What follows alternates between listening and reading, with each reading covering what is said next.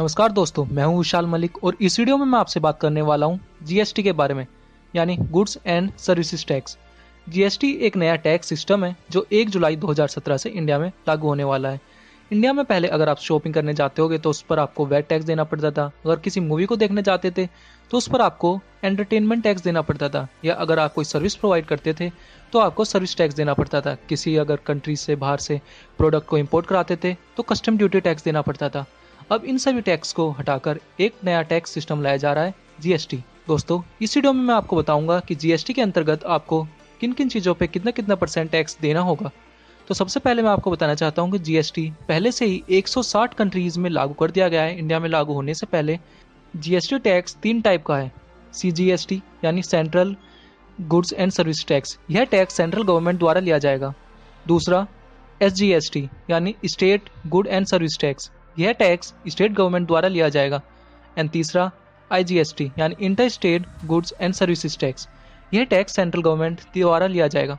मैं इन चीज़ों को अच्छे से एक्सप्लेन करने के लिए बताना चाहता हूँ। अगर मान लीजिए कोई प्रोडक्ट मैन्युफैक्चर हो रहा है एक स्टेट में और वो उसी स्टेट में बेचने के लिए मार्केट में आ रहा है, तो उस प्रोडक्ट पर टैक्स जो लिया जाएगा वो सीजीएसटी और एसजीएसटी लिया जाएगा, यानी उसमें आधा टैक्स सेंट्रल गवर्नमेंट के पास जाएगा और आधा टैक्स स्टेट गवर्नमेंट के पास।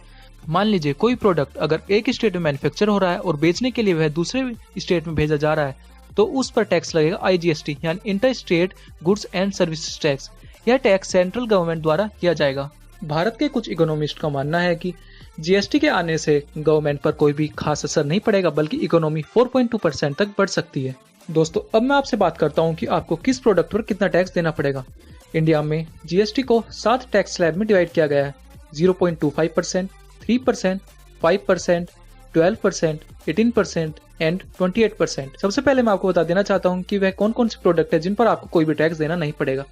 फ्रेश मीट, एग्स, दूध, दही, नेचुरल हनी, फल, सब्जी, ब्रेड, प्रसाद, नमक, bindi, sindoor, paper and books, newspaper and hotels जिनका प्राइस 1000 रुपये से कम है।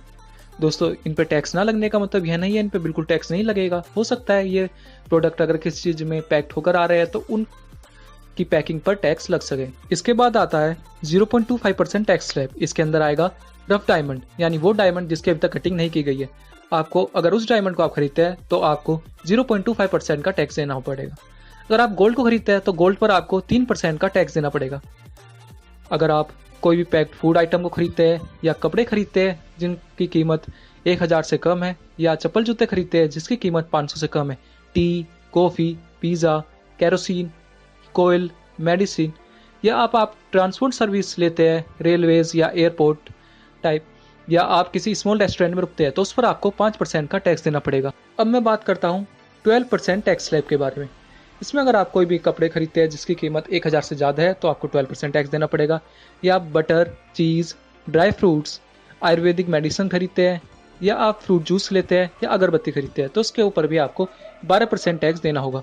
आप अगर एक नया मोबाइल खरीदते हैं या आप बिजनेस क्लास से टिकट को बुक करते हैं तो उस पर भी आपको 12% टैक्स देना होगा। अब मैं बात करता हूँ 18% टैक्स स्लैब के बारे में।